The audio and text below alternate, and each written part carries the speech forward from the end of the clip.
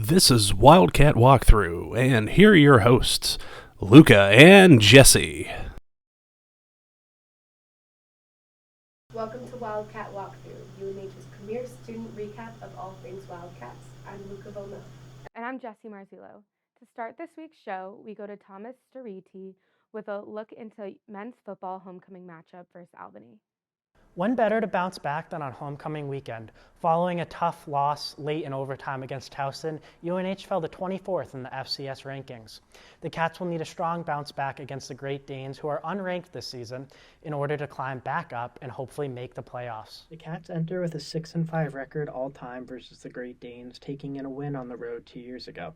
The player of the game for the Cats was Dylan Lauby, who recorded 32 carries for 200 yards, totaling 3 touchdowns in the victory. You know Lauby will always do everything he can to keep you in the game, but for the defensive side of the ball, the biggest question is the Cats' run defense, specifically what needs to happen to limit Albany's ground game. While holding Albany to only 23 points in the win 2 years ago, the Great Danes running back Todd Sibley still ran for 108 yards on just 13 carries. While Sibley has graduated since, this year the Great Danes ground attack still puts up 117 yards per game. In last week's loss against Towson, New Hampshire allowed 309 yards on the ground, which led to a total of 54 points. The biggest key for getting back in the win column this week will be stepping up in the trenches. This season, in games where the Cats allow less than 130 rushing yards, they are undefeated with a 2-0 record, whereas when allowing over 130, they are winless at 0-3. Will Lauby dominate the Great Danes once again? Will the UNH run defense respond? Come find out this Saturday afternoon at Wildcat Stadium. With Wildcat Walkthrough, I'm Thomas Storiti. The Wildcats are 6-5 all-time versus the Great Danes.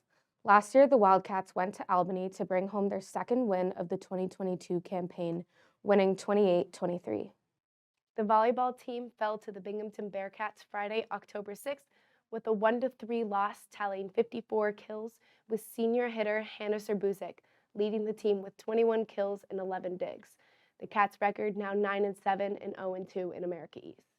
UNH had 10 men participants in the 8K and 8 women participants in the 5K this past Saturday at the New England Championships in Boston, Massachusetts.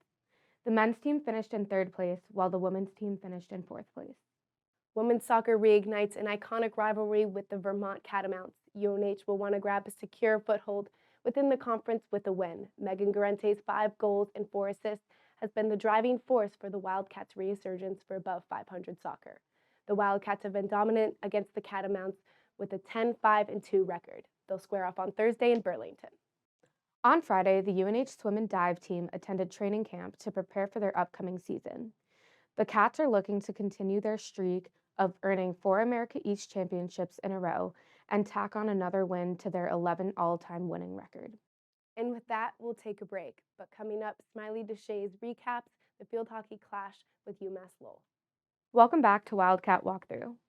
And now let's head to Smiley DeShays for more from the field hockey game against UMass Lowell.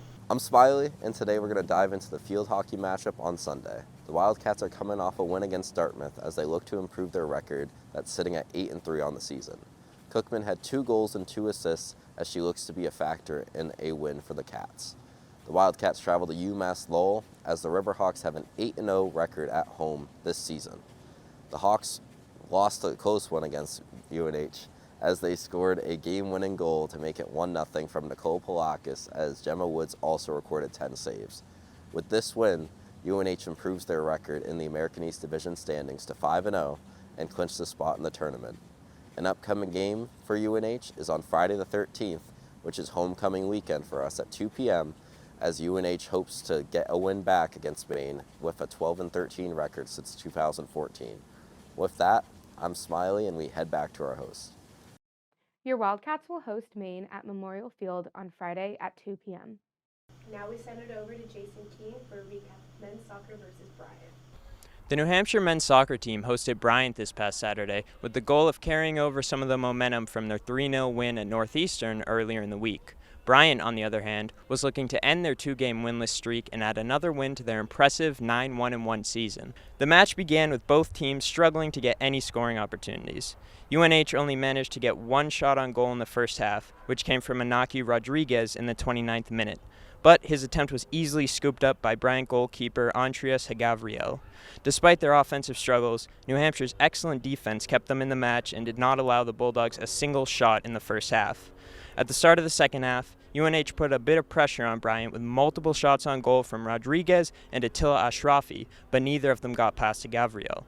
It looked as though the game was going to end in a 0-0 draw until, in the 83rd minute, New Hampshire defender Liam Bennett blasted a shot from outside the box that found the back of the net.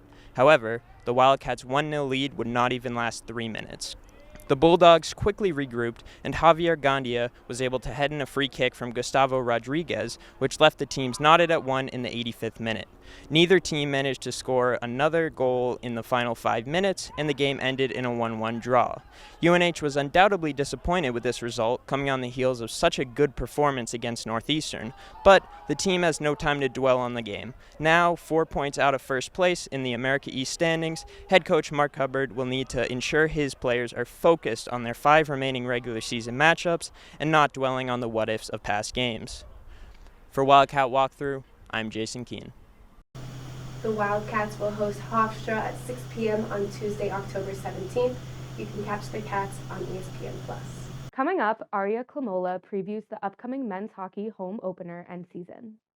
Welcome back to Wildcat Walkthrough. Last year's men's hockey team went 11-21-3.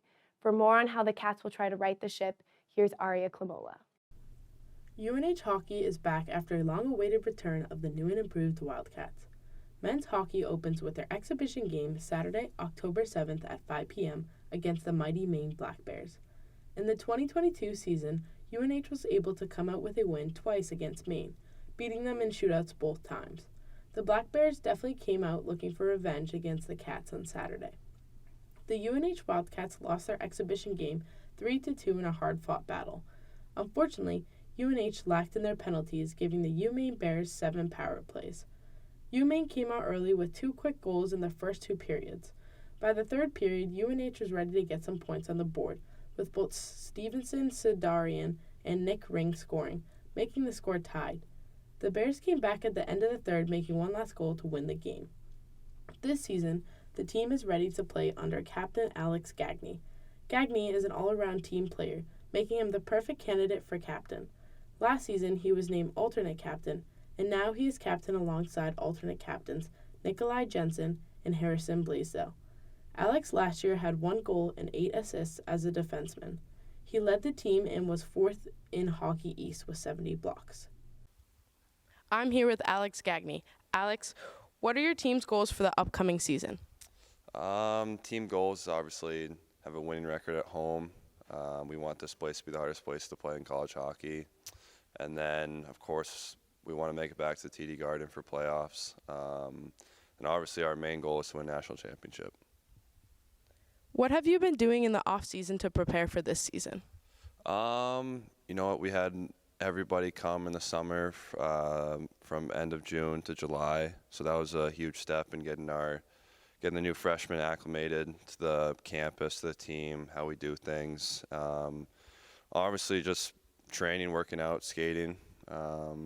Not too much, just focusing on our weaknesses, trying to get better. What games are you most looking forward to this season? Obviously, it's the white out the wet. Those games are truly special. I've never been a part of an atmosphere like that here at home.